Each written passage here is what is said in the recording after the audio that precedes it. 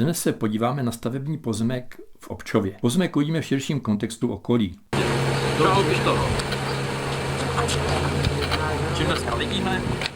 Zkusíme tady toho zvíře, toho vlka nejradši. Jo. Tak, to se těším. Dobře, tak.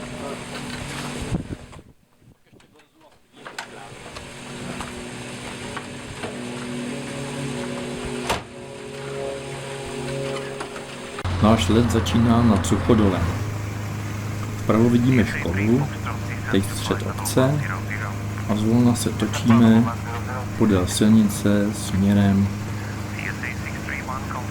Občov.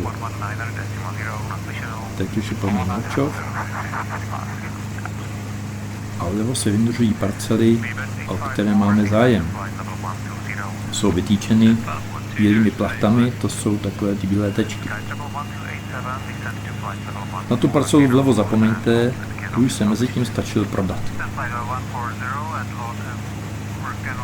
Stáčíme se podél silnice a letíme směrem na Příbram.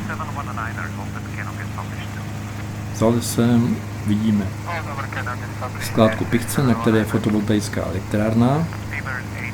Už jsme nad křižovatkou s Evropskou. Teď se točíme nad komínem nemocnice a prohlížíme si průmyslovou zónu.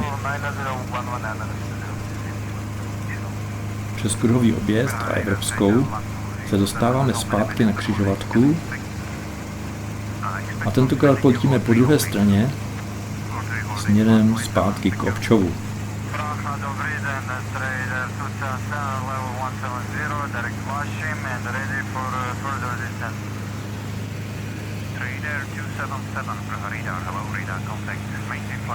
Na pozemek se podíváme blíže, nejdříve od severu směrem na jihozápad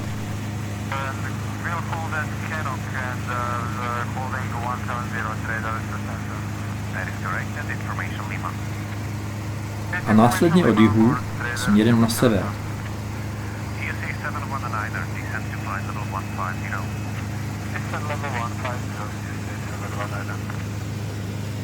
CSA 9061, descend to flight level 900.